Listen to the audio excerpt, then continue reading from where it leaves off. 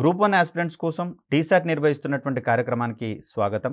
ఈ వీడియోలో మనం కమ్యూనికేషన్స్ అనే టాపిక్లో భాగంగా ప్రధానమంత్రి గ్రామీణ డిజిటల్ సాక్షరతా అభియాన్కి సంబంధించినటువంటి అంశాలు తెలుసుకునే ప్రయత్నం చేద్దాం.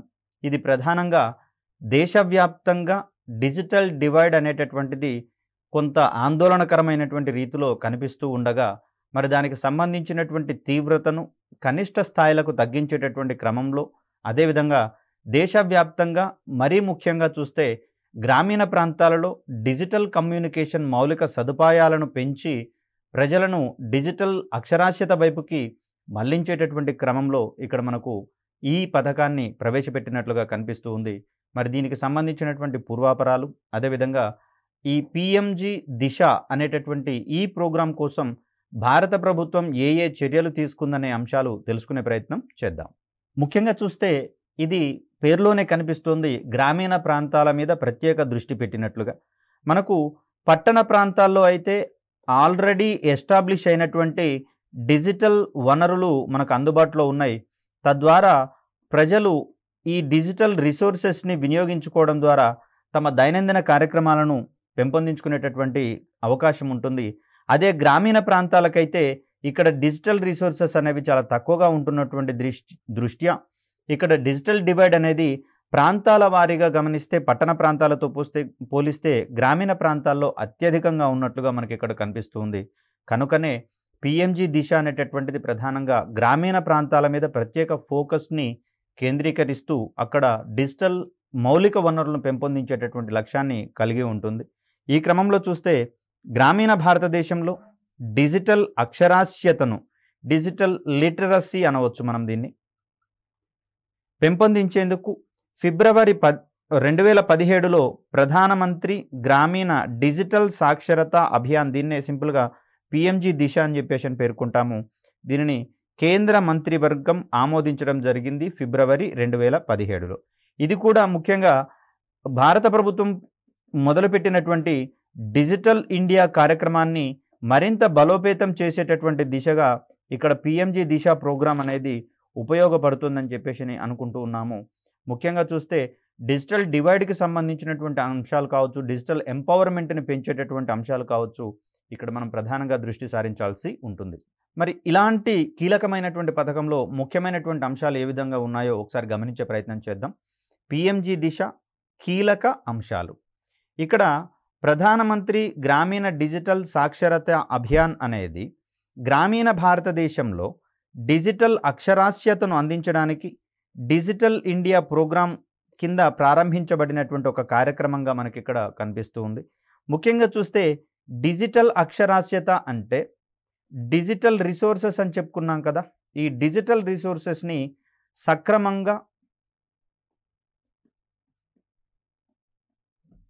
సక్రమంగా సమగ్రంగా వినియోగించుకునేటటువంటి కనీసమైనటువంటి స్పృహను కలిగించడమే మనం ఇక్కడ డిజిటల్ లిటరసీకి సంబంధించినటువంటి అంశాలుగా మనం చూస్తూ ఉంటాం.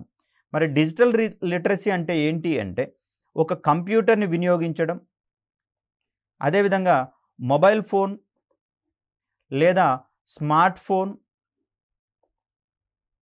అదేవిధంగా చూస్తే ఒక ట్యాబ్, వీటికి సంబంధించినటువంటి అంశాలను సక్రమంగా వినియోగించేటటువంటి కనీస స్పృహను కలిగి ఉండేటటువంటి అంశాన్ని, అదేవిధంగా అవగాహనను కలిగించేటటువంటి అంశాన్ని మనం ఇక్కడ డిజిటల్ లిటరసీకి సంబంధించినటువంటి అంశంగా చూస్తాం. దీంట్లో ముఖ్యంగా చూస్తే ఈమెయిల్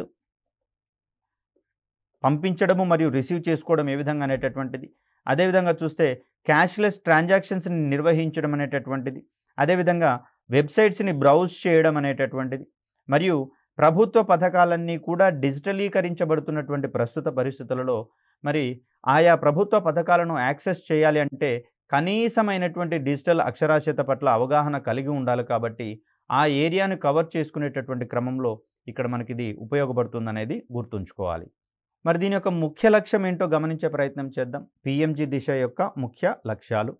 ఈ స్కీమ్ యొక్క ప్రధాన లక్ష్యం దేశవ్యాప్తంగా 6 కోట్ల గ్రామీణ కుటుంబాలను కవర్ చేయడం ద్వారా గ్రామీణ ప్రాంత ప్రజానీకానికి డిజిటల్ అక్షరాస్యతకు సంబంధించినటువంటి శిక్షణను అందించడము, అది కూడా కుటుంబంలోని ఒక వ్యక్తికి, అంటే ఒక ఇంటికి సంబంధించినటువంటి ఒక వ్యక్తి, అందులో కూడా డిజిటల్ అక్షరాస్యత పట్ల ఏమాత్రం అవగాహన లేనటువంటి కుటుంబం నుంచి ఒక వ్యక్తిని ఎంపిక చేసుకొని అతనికి శిక్షణను అందించడం ద్వారా సంబంధిత కుటుంబంలోని వ్యక్తులందరికీ అతను తదుపరి దశలో శిక్షణను అందించి డిజిటల్ అక్షరాస్యత పట్ల అవగాహనను కల్పించేటటువంటి ప్రయత్నం చేస్తాడు. డిజిటల్ అక్షరాస్యతను అందించే ప్రయత్నం చేయడం జరుగుతుంది. ఇలా చూస్తే మొత్తంగా మనకు 6 కోట్ల గ్రామీణ కుటుంబాలను కవర్ చేయడం ద్వారా, అంటే ఇక్కడ సుమారుగా ఇంటికి ఒకరు అంటున్నాం కాబట్టి 6 కోట్ల మందికి డిజిటల్ అక్షరాస్యతను దేశవ్యాప్తంగా అందించేటటువంటి ప్రయత్నం చేస్తారు. అది ముఖ్యంగా గ్రామీణ ప్రాంతాలలోని వారికి మాత్రమే. ఇందుకోసం మరి ఎటువంటి ఏరియాస్ని కవర్ చేసుకోవాలి, ఏ ఏరియాని ప్రామాణికంగా చేసుకోవాలనేటటువంటి అంశాలను కనుక గమనిస్తే, దేశవ్యాప్తంగా ఉన్న 2.5 లక్షల గ్రామ పంచాయతీలను సగటున ఒక్కో గ్రామ పంచాయతీకి 200 నుంచి 300 మంది అభ్యర్థులను నమోదు చేసుకోవాలని చెప్పేసి భావించడం జరిగింది. ఇక్కడ సగటున 200 నుంచి 300 మంది అంటున్నాము. దేశవ్యాప్తంగా ఉన్నటువంటి 2.5 లక్షల గ్రామ పంచాయతీలను ప్రామాణికంగా తీసుకోవడం అనేది జరిగింది. ఒక్కొక్క గ్రామ పంచాయతీ పరిధిలో అక్కడ డిజిటల్ అక్షరాస్యత అందనటువంటి కుటుంబాల నుంచి ఒక్కొక్కరి చొప్పున 200 నుంచి 300 మందికి ఎన్రోల్మెంట్ చేసుకొని వారికి శిక్షణను అందించడం అనేది ఇక్కడ ప్రధానంగా జరుగుతుంది.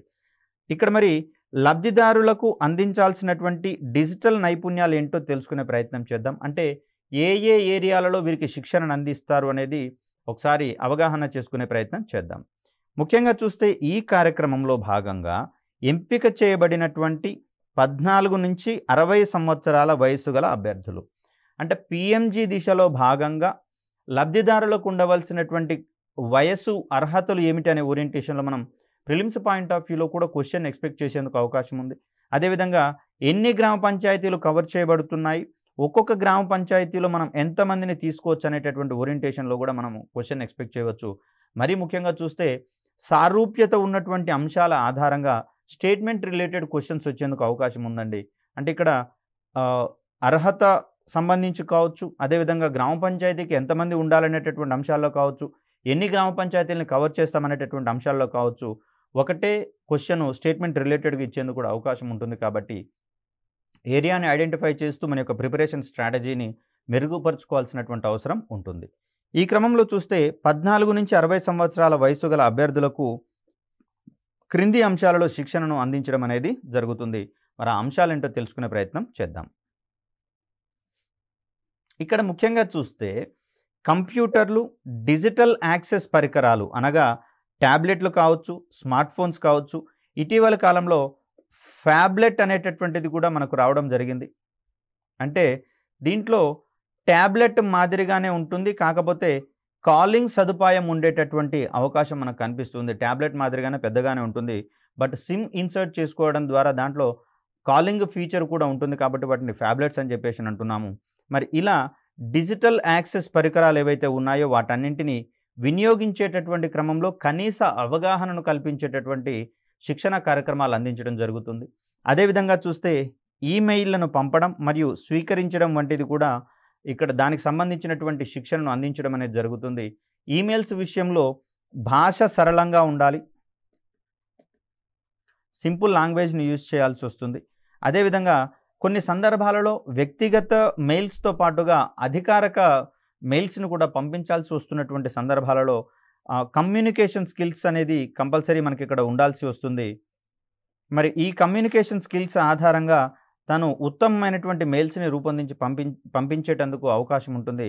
అదేవిధంగా స్పోకెన్ ఇంగ్లీష్కి సంబంధించి, అంటే ఇంగ్లీష్కి సంబంధించినటువంటి కనీసమైనటువంటి పరిజ్ఞానం సైతం ఉండాల్సినటువంటి అవసరం ఉంటుంది ఇటువంటి సందర్భాలలో. కాబట్టి అభ్యర్థి కేవలం శిక్షణను తీసుకొని వదిలివేయడమే కాకుండా అక్కడ నేర్చుకున్నటువంటి అంశాలను మరి కొన్నిసార్లు ప్రాక్టీస్ చేయడం ద్వారా తన యొక్క నైపుణ్యాలను పెంపొందించుకునేటటువంటి ప్రయత్నం చేయాల్సి ఉంటుంది. అదేవిధంగా చూస్తే ఇంటర్నెట్ను బ్రౌజ్ చేయడం, ఇప్పటికీ కూడా చాలామందికి చదువుకున్న వారికి కూడా హైలీ ఎడ్యుకేటర్స్ అయినా కూడా వారికి ఇంటర్నెట్ బ్రౌజింగ్ పట్ల కనీసమైనటువంటి అవగాహన ఉండని పరిస్థితి మనం చూస్తూనే ఉన్నాం. ఈ సందర్భంలో వారు కొన్ని డిజిటల్ ట్రాన్సాక్షన్స్ చేసేటటువంటి క్రమంలో వెబ్సైట్స్ని సక్రమంగా క్లోజ్ చేయకపోవడం, లాగౌట్ చేయకపోవడం వల్ల వారు కొన్ని సందర్భాలలో సైబర్ క్రైమ్స్ బారిన పడేందుకు అవకాశం ఉంటుంది. కాబట్టి ఇక్కడ డిజిటల్ వనరులను ఎంతగా వినియోగించుకుంటామో అన్ని ప్రయోజనాలను ఇస్తాయి. అవగాహన లేకుండా కనుక వినియోగించుకునేటటువంటి క్రమంలో అది నష్టాలను కష్టాలను కూడా తీసుకొచ్చేటటువంటి పరిస్థితులు ఉన్నాయి. కాబట్టి సేఫ్గా ఇంటర్నెట్ను బ్రౌజ్ చేయడం అనేటటువంటి అంశాలలో కూడా వీరికి శిక్షణ అందించడం అనేది జరుగుతుంది. ఇక్కడ మనకు వెబ్సైట్ అడ్రస్లకు సంబంధించి చూస్తే కొన్నిటికి ఎస్ అనేటటువంటి అక్షరం ఇంక్లూడ్ అయి ఉంటుంది, కొన్ని వెబ్సైట్స్కి ఎస్ అనే అక్షరం ఉండదు. S related to secured website అని చెప్పేసి మనకు అక్కడ అర్థం వస్తుంది. కాబట్టి ఇలాంటి ఎస్ ఉన్నటువంటి వెబ్సైట్లను మాత్రమే బ్రౌజ్ చేయడం ద్వారా మన యొక్క ట్రాన్సాక్షన్స్ అన్నీ కూడా సేఫ్గా సెక్యూర్డ్గా ఉంటాయి అనేది మనం భావించాల్సి వస్తుంది. సో అలా ఏ విధంగా మనము సైబర్ నేరాల బారిన పడకుండా మనం ఇంటర్నెట్ని వినియోగించవచ్చో దానికి సంబంధించినటువంటి సమస్త సమాచారాన్ని కూలంకషంగా ఇక్కడ వివరించడం అనేది జరుగుతూ ఉంది. అదేవిధంగా చూస్తే ప్రస్తుతము డిజిటల్ ఇండియా శకం నడుస్తున్నటువంటి కారణంగా ఇక్కడ కేంద్ర స్థాయిలో కావచ్చు, రాష్ట్ర స్థాయిలో కావచ్చు, ప్రభుత్వ విభాగాలు కానీ, మంత్రిత్వ శాఖలు కానీ, ఇతర కార్యాలయాలు కానీ తమ యొక్క సర్వీసెస్ మొత్తాన్ని కూడా ప్రజలకు అందించేటటువంటి క్రమంలో డిజిటల్ మాధ్యమంగానే అందించాలని కంకణం కట్టుకున్నాయి. దీనికి ప్రధాన కారణంగా ప్రజలు భౌతికంగా కార్యాలయాల చుట్టూత తిరగాల్సినటువంటి అవసరం లేకుండానే వారు ఇంటి వద్ద నుంచే కార్యాలయాలకు వెళ్ళాల్సినటువంటి అవసరం లేకుండానే ఇంటి పట్టునే ఉంటూ సంబంధిత సేవలను పొందేటటువంటి క్రమాన్ని మనం ఇక్కడ చూస్తున్నాం. ఇందుకు గ్రామ పంచాయతీ లెవెల్లో సైతం కామన్ సర్వీస్ సెంటర్స్ని ఎస్టాబ్లిష్ చేయడం అనేది జరిగింది. అదేవిధంగా మీ సేవా కేంద్రాలను సైతం వారి గృహ పరిసరాలలోనే ఎస్టాబ్లిష్ చేయడం అనేది జరిగింది.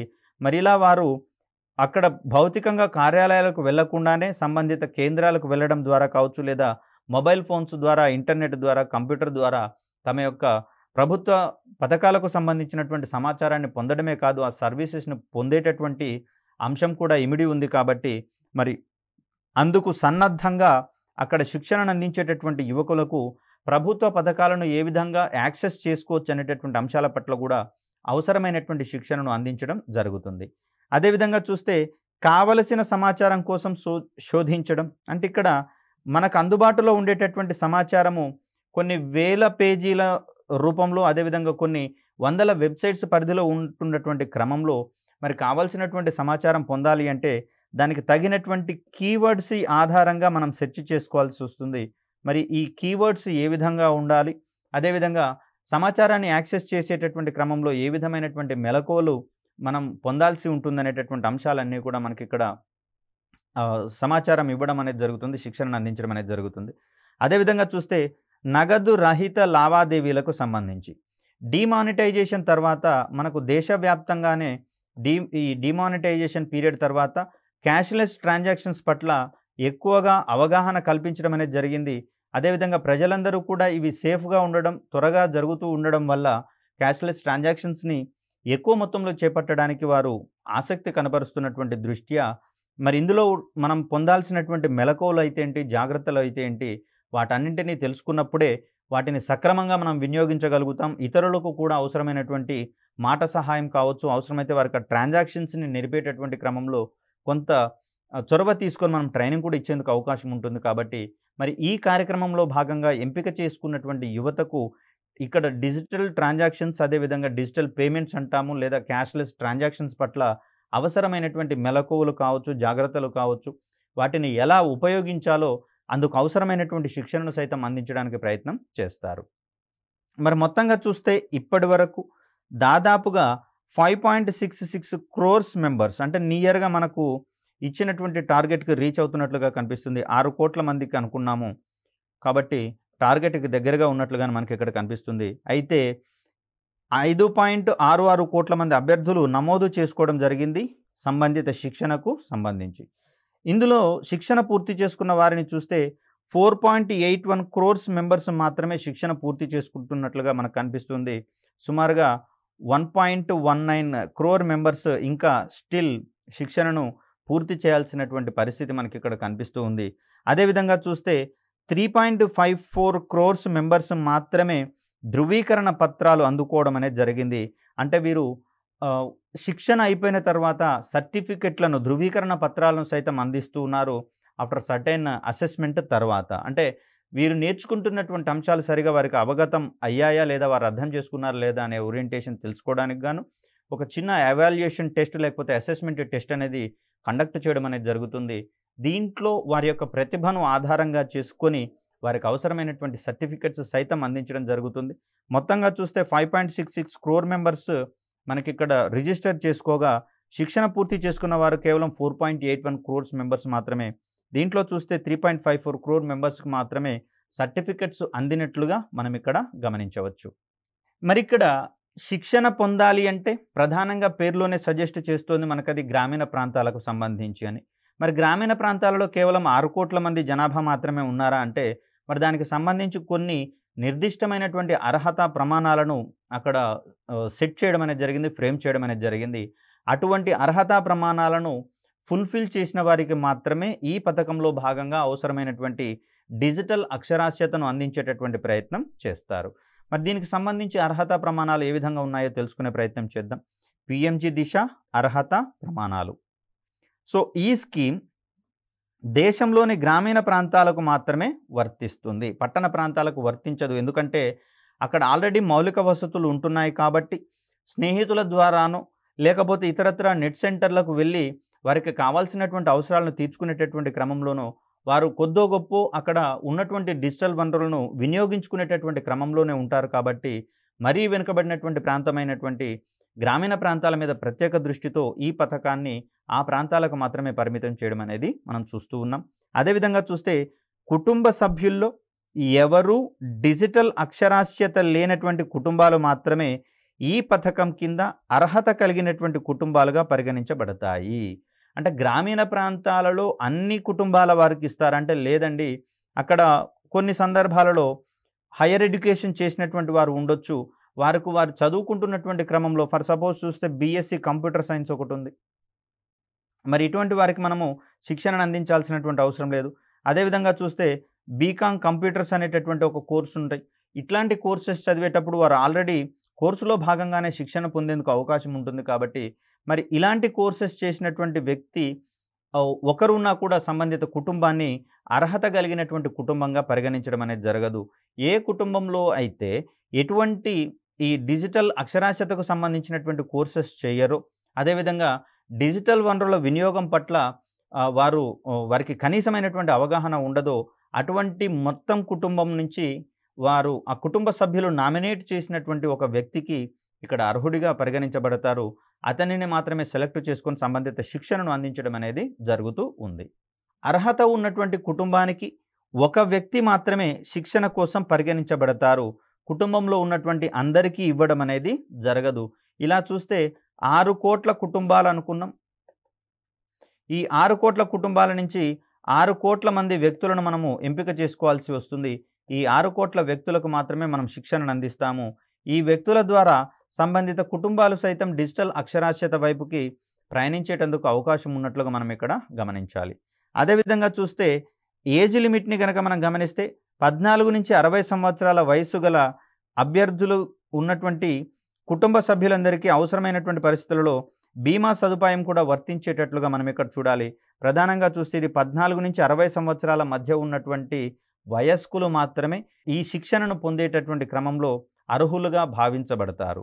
అదేవిధంగా చూస్తే ప్రాధాన్యత రంగాలు అనేవి కొన్నిటిని ఫ్రేమ్ చేసుకోవడం అనేది జరిగింది. ఈ ప్రాధాన్యత రంగాలలో ముఖ్యంగా చూస్తే ఎస్సీ వర్గాలు, ఎస్టీ, బిలో పావర్టీ లైన్ దారిద్ర్య రేఖకు దిగువన ఉన్నవాళ్ళు, పేదరికపు రేఖకు దిగువన ఉన్నవారు, అదేవిధంగా చూస్తే మహిళలు, వికలాంగులు మరియు మైనారిటీలు వీరికి ప్రథమ ప్రాధాన్యతను అందిస్తూ ఈ వర్గాల వారికి ముందస్తుగా శిక్షణను అనేది అందించడం జరుగుతుంది. ప్రాధాన్యత క్రమంలో వీరు లభ్యం కానటువంటి పరిస్థితులలో మిగిలిన వర్గాల వారిని ఆ పథకంలో భాగంగా చేసుకుని వారికి సైతం శిక్షణను అందించడం అనేది మనం ఇక్కడ గమనించవచ్చు. మరి ఇక్కడ లబ్ధిదారుల ఎంపికకు సంబంధించి ఎటువంటి మెకానిజం ఉంటుంది అంటే ప్రధానంగా చూస్తే మనకు గ్రామీణ ప్రాంతాల్లో గ్రామ పంచాయతీలు అనుకుంటున్నాం కాబట్టి అవసరమైనటువంటి పరిస్థితులలో గ్రామ సభల ద్వారా లబ్ధిదారులను ఎంపిక చేసుకోవచ్చు. కానీ వీటిని ఫైనలైజ్ చేసేటటువంటి క్రమంలో మరిన్ని స్క్రూటినైజింగ్ లెవెల్స్ ఉంటున్నట్లుగా మనం ఇక్కడ గమనించవచ్చు.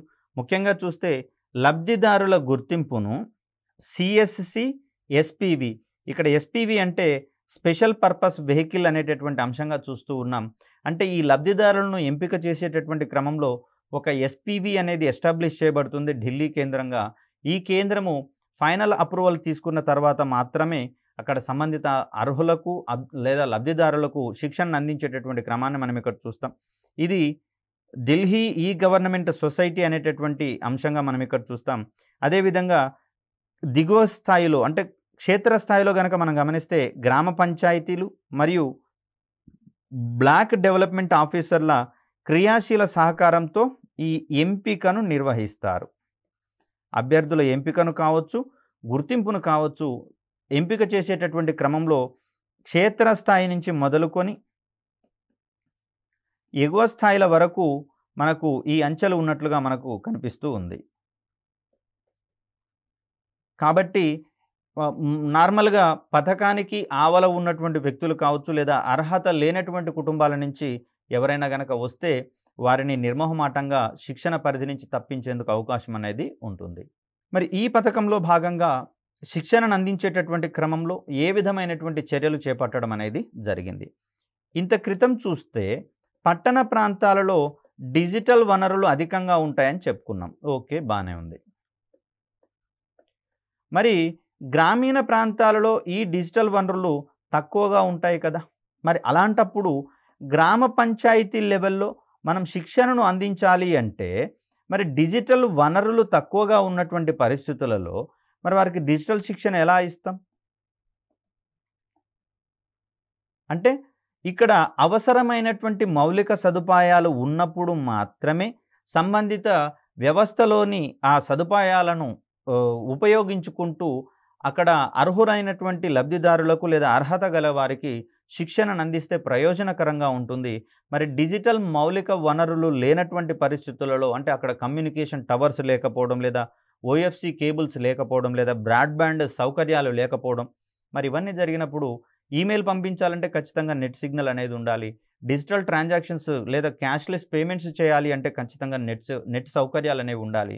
మరి అవి లేకపోతే మనం అక్కడ శిక్షణను అందించినా కూడా అభ్యర్థులకు సమగ్రమైనటువంటి అవగాహన కలగదు. ఏదో తూతూ మంత్రంగా శిక్షణను ముగించేసేసి ఆ చేతులు దులుపుకున్నట్లుగా మనం భావించాల్సి వస్తుంది. మరి అలాంటప్పుడు ఈ ప్రాధాన్యత కలిగినటువంటి పథకం యొక్క ప్రథమ ఉద్దేశం దెబ్బతినేందుకు అవకాశం ఉంటుంది. కాబట్టి మరి ఎటువంటి చర్యలు తీసుకొని అక్కడ ప్రజలను మోటివేట్ చేస్తూ ఈ కార్యక్రమాన్ని విజయవంతం చేయడానికి ప్రయత్నించారో తెలుసుకునే ప్రయత్నం చేద్దాం. దీంట్లో భాగంగా ప్రచారాలు, క్యాంపెయిన్స్, వర్క్ షాప్లు, అదేవిధంగా సెమినార్స్, డిజిటల్ క్యాంపెయిన్. ప్రధానంగా మనం ఇప్పుడు సోషల్ మీడియా యుగంలో ఉన్నాం. సామాజిక మాధ్యమాలు అంటున్నాం వీటిని. సో ఈ సామాజిక మాధ్యమాల ద్వారా తక్కువ సమయంలోనే ఎక్కువ మందికి మనం పంపించాల్సినటువంటి సమాచారాన్ని సప్లై చేసేందుకు, ట్రాన్స్ఫర్ చేసేందుకు అవకాశం ఉంటుంది. కాబట్టి అవసరమైనటువంటి వేదికలుగా సోషల్ మీడియాని పరిగణిస్తూ అదేవిధంగా ఇక్కడ డిజిటల్ క్యాంపెయినింగ్ నిర్వహించేటటువంటి క్రమాన్ని మనం ఇక్కడ చూస్తాం. సాధారణ ప్రచారాలలో అయితే ఇంటింటికి తిరుగుతూనో లేకపోతే ఎక్కువ మంది ప్రజలు గుమ్ముకూడేటటువంటి ప్రాంతాలకు వెళ్ళో అక్కడ కరపత్రాలను పంచిపెట్టడము, లేదా జనసమ్మర్దం ఉన్నటువంటి కూడలలో వాల్ పోస్టర్లను మనం పేస్ట్ చేయడం ద్వారా ప్రచారాలు కల్పించేటటువంటి ప్రయత్నం చేస్తాం.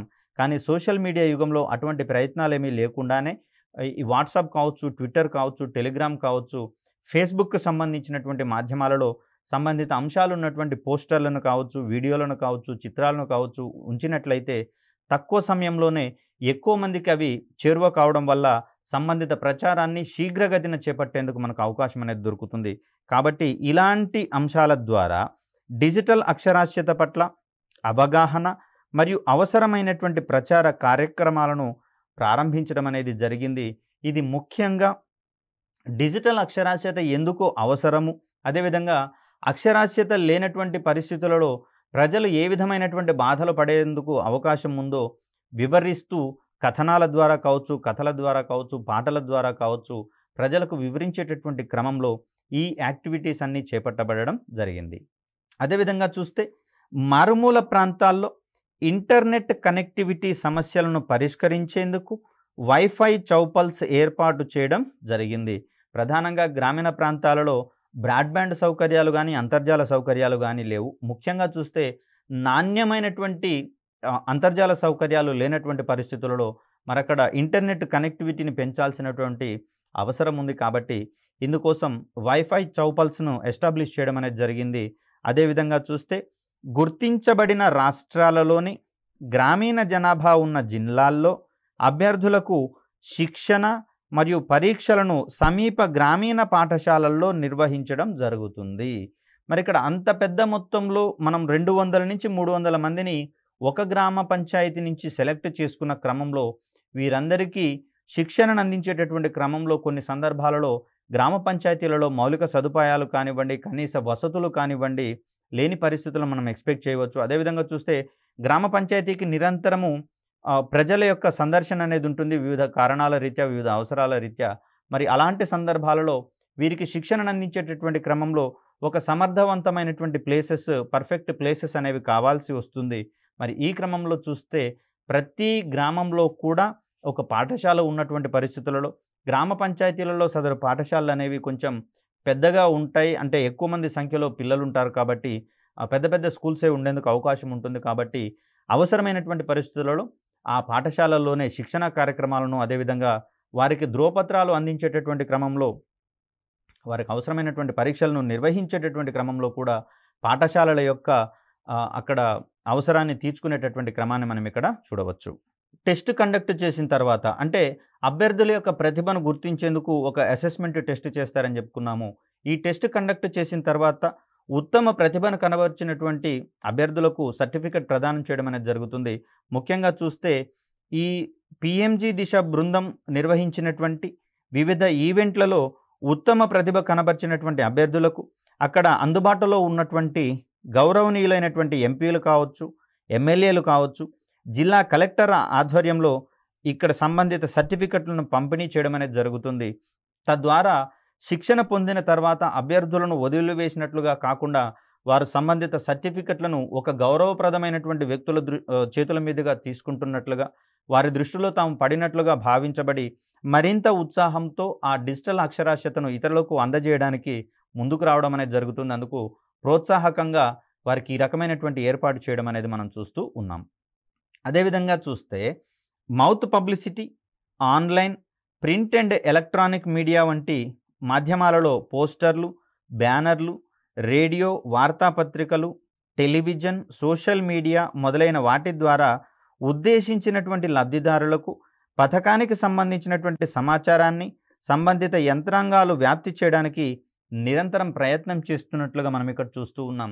ఇక్కడ శిక్షణకు సంబంధించినటువంటి అభ్యర్థులకు ట్రైనింగ్ ఇవ్వడమే కాదు, వారిని ట్రైనింగ్ సెంటర్ల వరకు తీసుకొని వచ్చి అక్కడ సక్రమంగా కూర్చొని అక్కడ శిక్షకులు, అంటే ట్రైనర్స్ ఎవరైతే ఉన్నారో వారు అందించినటువంటి సమాచారాన్ని ఆమూలాగ్రం అర్థం చేసుకునేటటువంటి పరిస్థితులలోకి యువత ఉండాలి. కాబట్టి అందుకు ప్రాధాన్యత కలిగినటువంటి అంశాలను కావచ్చు, కథలను, గేయాలను కావచ్చు, పోస్టర్లను, బ్యానర్లను కావచ్చు, సంబంధిత వేదికల ద్వారా ప్రచారం చేసినప్పుడు మాత్రమే అక్కడవి బలంగా సంబంధిత లబ్ధిదారుల్లో నాటుకొని పోవడం వల్ల వారు ట్రైనింగ్ తీసుకోవడానికి ముందుకు రావడం అనేది జరుగుతుంది.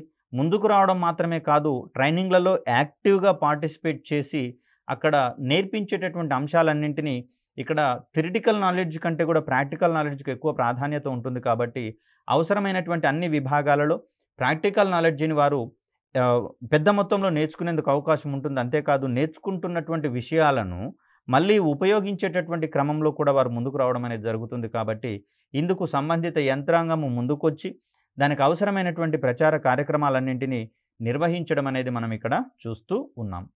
సో ఈ క్రమంలో చూస్తే ప్రధానంగా డిజిటల్ డివైడ్కు సంబంధించినటువంటి అంతరాలు గ్రామీణ ప్రాంతంలోనే ఎక్కువగా ఉంటున్నాయని చెప్పుకున్నాము. ముఖ్యంగా చూస్తే ఈ ప్రాంతాలలోని వారిలో అక్షరాస్యత కొంచెం తక్కువగా ఉంటుంది.